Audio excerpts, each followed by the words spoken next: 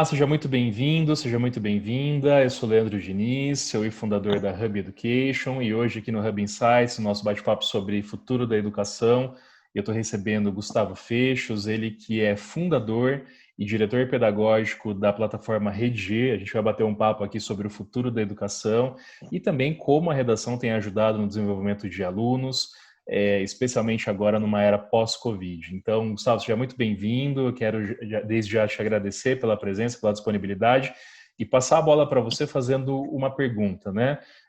O que você percebeu de maior impacto na educação durante esse momento que a gente está vivendo de pandemia e quais são as suas expectativas para um retorno às aulas aí que se aproxima? Muito obrigado. Leandro, inicialmente eu é quem agradeço a oportunidade de a gente bater esse papo aqui a respeito de assuntos tão pertinentes, atuais e desafiadores ao mesmo tempo, né? A gente tem um contexto realmente para o qual presumo não estávamos exatamente preparados. Então, esse novo contexto põe, né, também a área da educação um enorme desafio relativamente aos caminhos que a gente deve, em conjunto, tomar daqui para frente, tendo em vista o fato de que o cenário que se avizinha é um cenário igualmente cheio de novidades, né? Para usar de um eufemismo aqui que eu acho que é oportuno para o momento.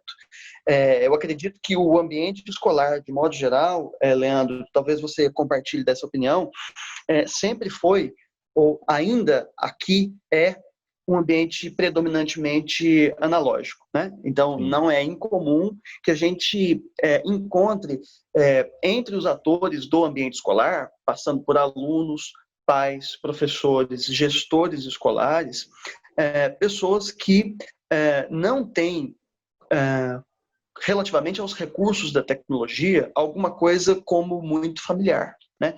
E este novo contexto de pandemia, em primeiro lugar, nos coloca em rota de colisão com as nossas preferências, né? Eu estou querendo dizer que até pouco tempo não é incomum a gente encontrar o mimeógrafo e o retroprojetor na sala de aula, não é mesmo? Sim, é verdade. Nós somos, evidentemente, dessa geração, mas eu quero dizer também que o contato com a tecnologia no ambiente escolar é alguma coisa realmente recente.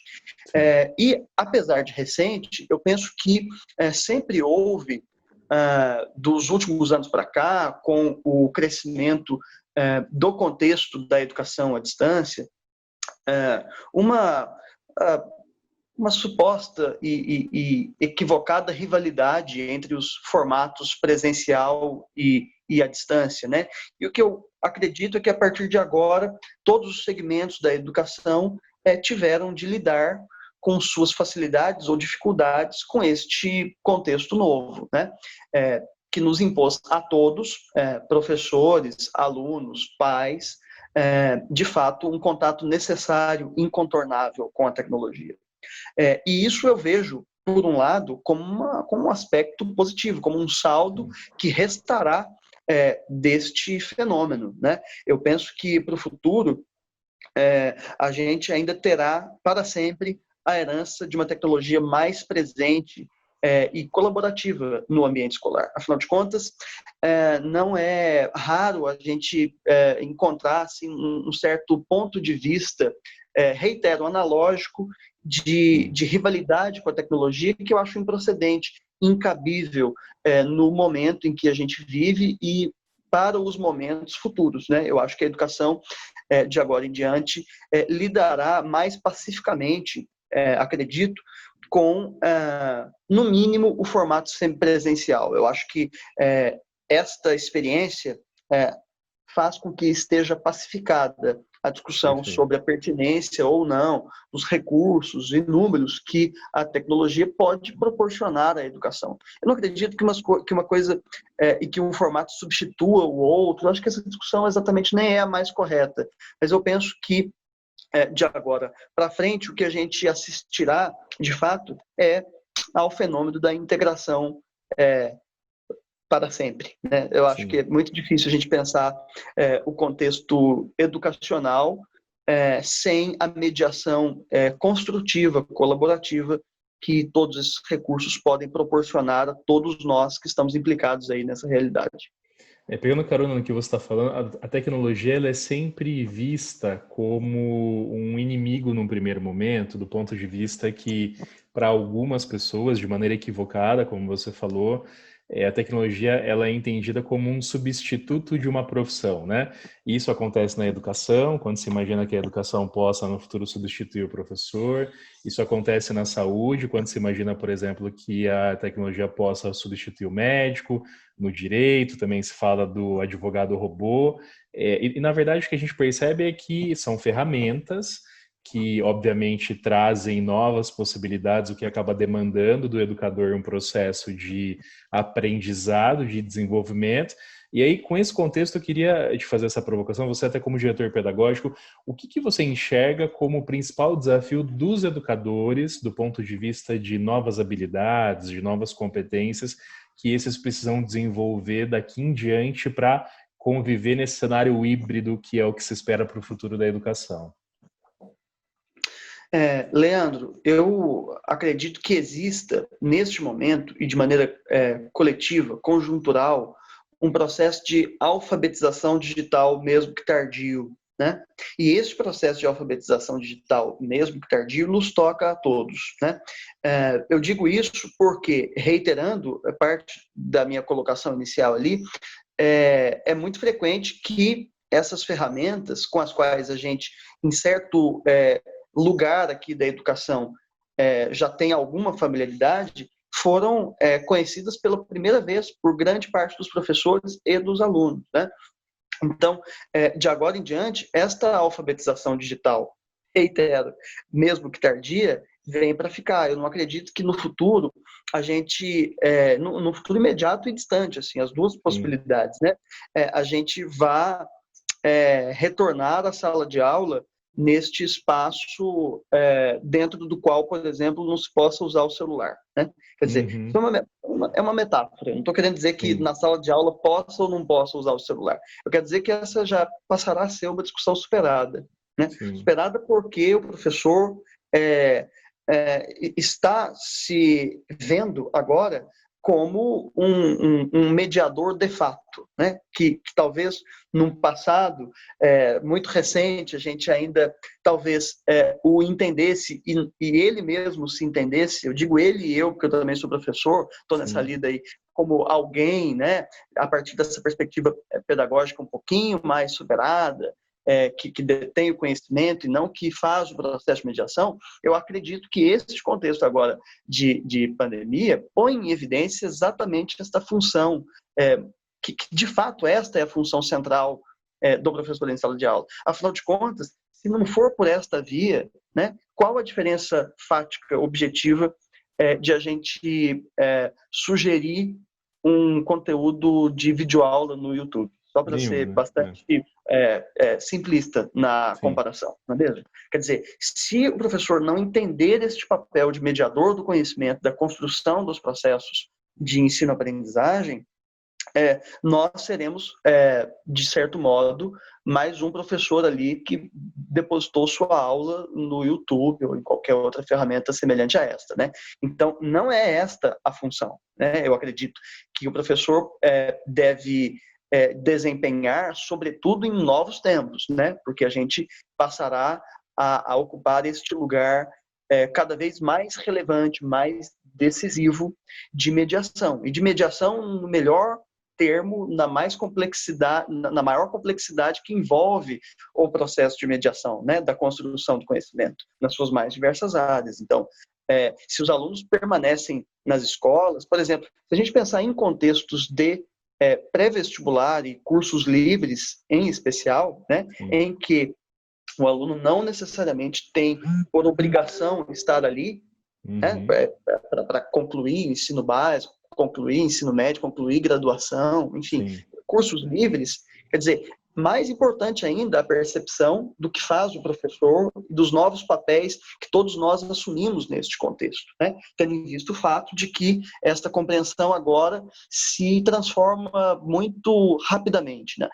Quer dizer, para alguns, se esta compreensão ainda não estava suficientemente sedimentada, penso que a partir de agora é uma oportunidade única, inescapável e necessária, sob pena de esses professores, esses profissionais, professores assim, né, nos seus mais diversos contextos, também da perspectiva dos gestores, da coordenação, enfim, sob pena de a gente ficar à margem mesmo, né, de outros processos que se sobreporão a este.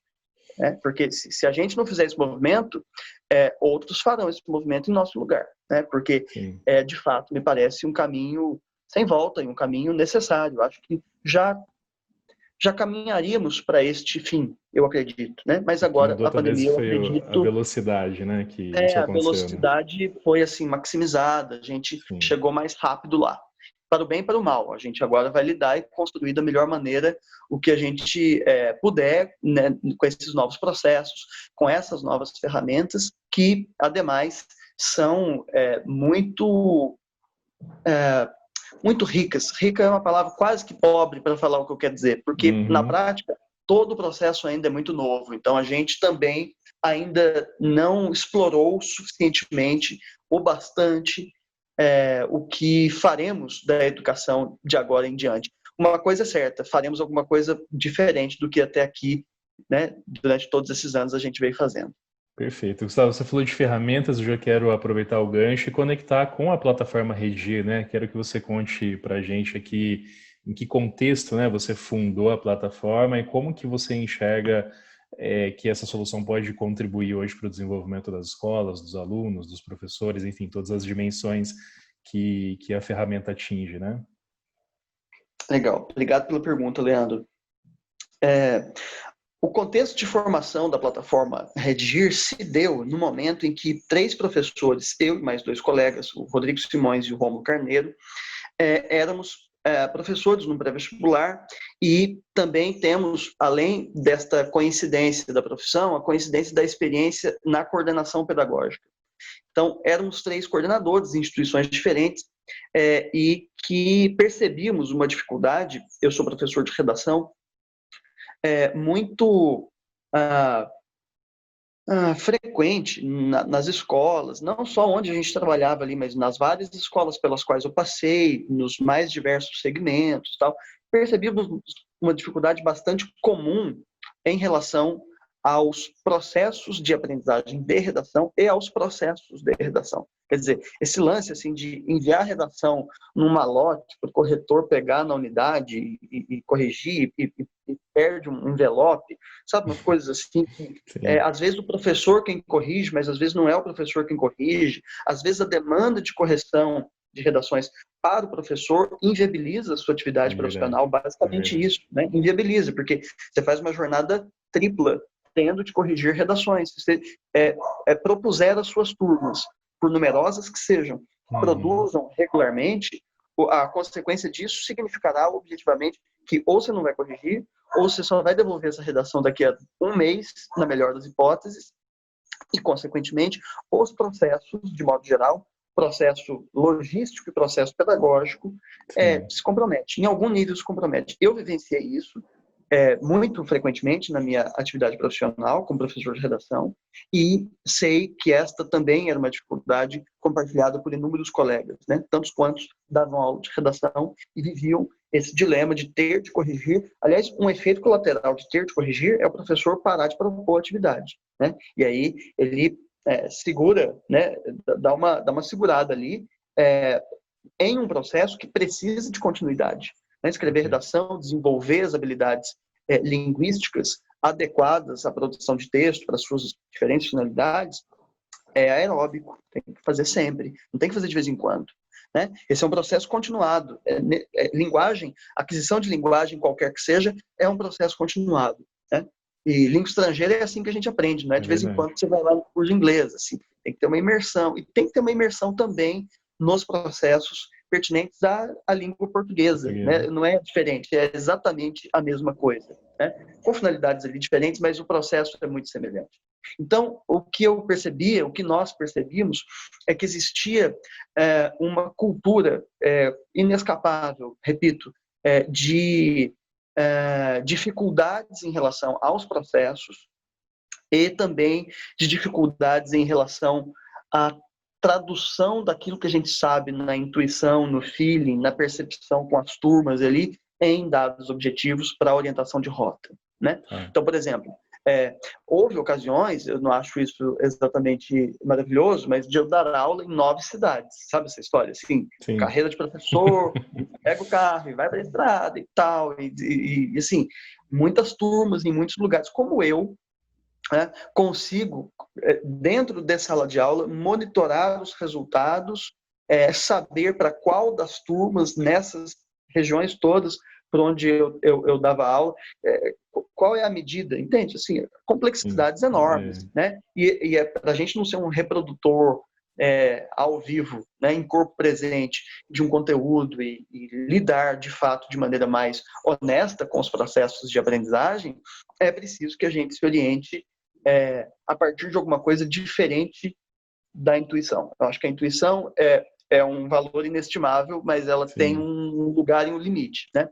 Então, após de todas essas questões, de todas essas limitações vivenciadas por nós, por mim, pessoalmente, como professor, e por nós ali naquele grupo como coordenadores, que também vivenciávamos em instituições diferentes dificuldades semelhantes, pensamos, então, no enorme desafio, isso lá em 2013, 2014, de construir uma solução para esses problemas, né, para o processo. Então, a gente não é uma ferramenta de correção de redação, definitivamente. Isso é um aspecto presente num trabalho que tem como propósito monitorar o processo, né, cuidar do processo de ensino-aprendizagem de redação. Então, a nossa plataforma foi concebida muito do chão da fábrica, no sentido de sermos nós, professores e coordenadores, que vivenciamos no passado e no presente as dificuldades pelas quais as escolas passam, os professores passam, os alunos passam. Então, a gente entrega soluções a partir dessa perspectiva da adaptabilidade para professores, gestores e alunos. Então, o aluno, na correção de redação, ele é encaminhado a percursos de aprendizagem, né?